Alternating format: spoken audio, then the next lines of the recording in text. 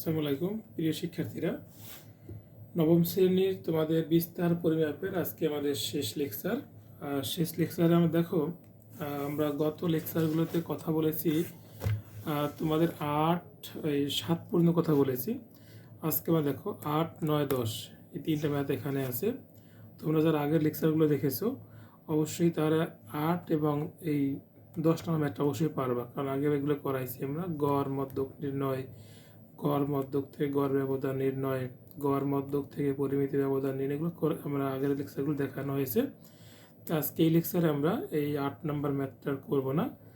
যদি তোমাদের একান্তিক আরও কোনো সমস্যা হয় তাহলে কমেন্টে বললে সমাধানটা ওখানে দেখাই দেবো। এবার আসো 10 নম্বর। 9 নম্বরটা আমরা আজকে করবো অঙ্ক, ঠিক আছে? লেকচারে 10 নম্বরে দেখো এখানে সেম বলছে, উদ্দীপকের গড় থেকে গাণিতিক গড় থেকে গড় ব্যবধান এবং পরিমিতি ব্যবধান বের করো। এই ম্যাথ আমরা অনেকগুলো করছি আগের লেকচারগুলোতে। আজকে আমরা এই ম্যাথটা করব 9 নম্বর। দেখো 10 সদস্যের একটি নমুনার গাণিতিক গড় হচ্ছে 9.5, পরিমিতি ব্যবধান হলো 2.5। পরে 15 মানের আরও একটি সদস্য নমুনায় অন্তর্ভুক্ত করা হলো, তাহলে 11 সদস্য বিশিষ্ট নমুনার গাণিতিক গড় ও পরিমিত ব্যবধান নির্ণয় করো। ঠিক আছে, তাহলে আমরা এখানে এই পরিমিত ব্যবধানটা করব। কোশ্চেন দেওয়া আছে আমাদের এখানে, দেখো 9 নম্বর। এখানে দেওয়া আছে 10টি উপাত্তের গাণিতিক গড়, 10টি উপাত্তের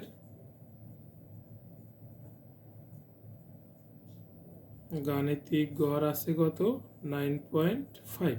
ওকে, তাহলে 10টি উপাত্তের সমষ্টি 10 গুণ দিবাই 9.5। গড় মানে আমরা 10 দিয়ে ভাগ করেছিলাম, এবার গুণ করলে এখানে পেয়ে গেলাম কত? 95। অর্থাৎ এখানে 10টি উপাত্তের সমষ্টি হলো 95।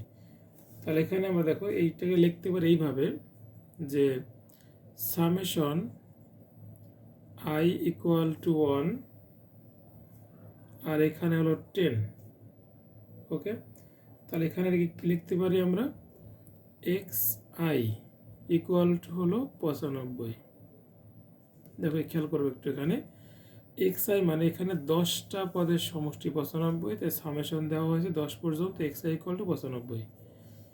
এরপরে কোশ্চেনে বলছে 15 মানের আরও একটা সদস্য এখানে আসছে, তাহলে আমাদের গাণিতিক গড় কত হবে?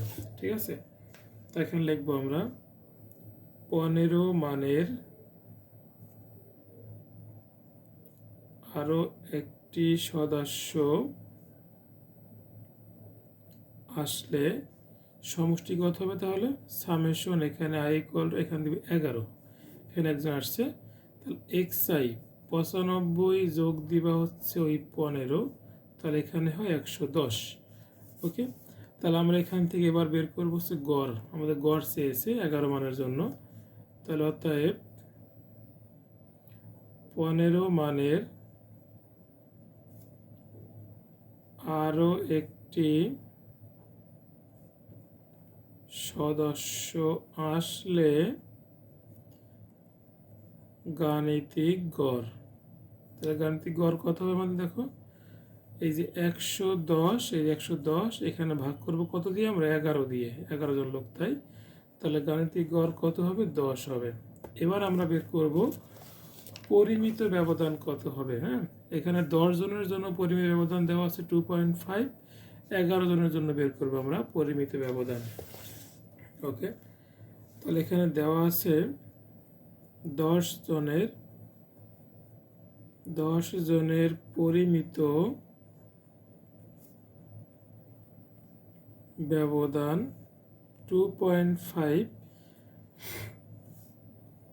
তাহলে এখানে দেখো এই পরিমিত ব্যবধানের সূত্র আছে আমাদের জানা এরকম যে root over summation xi whole square by n, এখানে দিবা 10 দিবা, i ইকুয়াল টু 1 10 জনের জন্য, তো এখানে 10 দিবা, আর এখানে n মানে হলো 10, minus summation i equal to 1, এখানে দিবা 10 আর xi বাই এন এখানে হোল স্কোয়ার ইকুয়াল টু কত 2.5। দেখো বুঝছো কিনা আমাদের পরিমিত ব্যবধানের সূত্র এটা দেওয়া আছে তোমাদের বইতে দেখবা। আচ্ছা তাহলে এখানে দুই পক্ষে আমরা বর্গ করে দিই রুটটা তোলার জন্য। তো এখানে হয় summation 10 i equal to 1 X I square ভাগ হলো 10 মাইনাস এইটার মান দেখো পেয়েছিলাম ওই যে summation 10 summation x I equal to কত 95। এখানে 95 বসে এখানে 10 হবে সরি। তো এখানে বসাই দেবো 95 ভাগ 10 তার কত হোল স্কোয়ার ইকুয়াল টু 2.5 এর স্কোয়ার করলে কত হবে 2.5 স্কোয়ার করলে 6.25 আসবে। কত আসবে 6.25। সাইড নোট বর্গ করছি এখানে আমাদের দুই পক্ষে বর্গ করছি।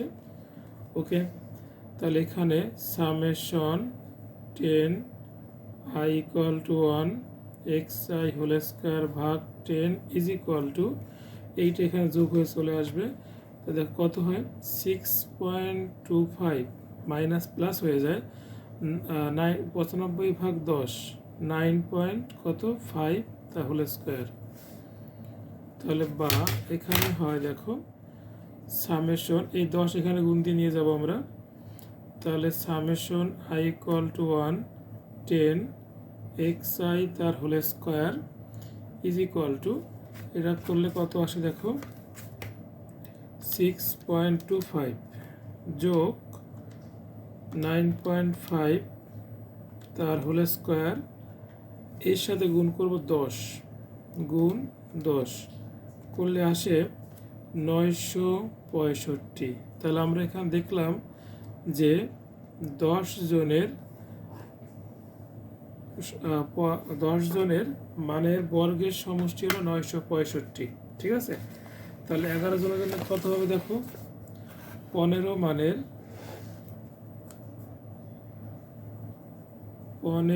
মানের আরো একটি সদস্য আসলে তাই কি লিখবে এখানে সামেশন i ইকুয়াল টু 1 এখানে দিবে 11 আর এসে 10 জন এখানে 11 এবার এক্স আই স্কোয়ার ওইখানে পেয়েছি আমরা 965 15 মানের স্কোয়ার হবে এখানে কারণ তো এখানে স্কোয়ার আছে বুঝছো। তার মানে আমরা ওই আগে যে 10টা ছিল 10টার বর্গের সমষ্টি হচ্ছে এইগুলো আর আরেকটা আসছে 11 তাহলে এখানে 15 স্কোয়ার হবে। তো এটা করলে আমরা কত পাবো 65 965 যোগ 15 স্কোয়ার যোগ করলে এখানে পাই 1190। এখান থেকে আমরা এখন বের করব পরিমিত ব্যবধান। অতএব 11টি সদস্যের পরিমিত ব্যবধান সূত্র আমাদের এটা সামেশন 11 হবে এখানে i ইকুয়াল টু 1 আর এক্স আই হলে স্কোয়ার বাই 11 হবে 11টি তাই minus summation 11 i equal to 1 X I ভাগ দিবা এন মানে 11 এখানে হোল স্কোয়ার। তাহলে এখানে আমরা দেখো সামেশন এক্স আই স্কোয়ার পেয়েছি কত 1190 আর 11 মাইনাস সামেশন এক্স আই 11 মান পেয়েছিলাম এখানে কত আমরা দেখো তো এই দেখো এই যে সামেশন 11 এক্স আই এর মান পেয়েছিলাম 110। তো এইখানে আর মানটা বসাই দেবো 110 ভাগ হচ্ছে 11 স্কোয়ার। তাহলে এখানে রুট ওভার 1190 ভাগ 1190 ভাগ করলে পাই 108.1818 মাইনাস 11 ভাগ 110 মানে 10 স্কোয়ার করলে কত হবে এখানে 100। তাহলে এখানে মাইনাস 100 আর রুট করে দিবা রুট করলে আসবে 2.86। তো এটা হলো আমাদের 11 জনের পরিমিত ব্যবধান। তো আমাদের কোশ্চেনটা এটাই বলছিল যে 11 জনের গড় কত হবে 11 জনের গড় হলো 10 এবং 11 জনের পরিমিত ব্যবধান হলো 2.86। তো আমরা এই লেকচারের মাধ্যমে তোমাদের বিস্তার পরিমাপের ক্লাস শেষ করলাম। যদি তোমাদের কারো কোনো সমস্যা থাকে তাহলে নিশ্চয়ই কমেন্টে বলবে, তোমরা কমেন্টে বললে আমরা সমাধান করে দেওয়ার চেষ্টা করব।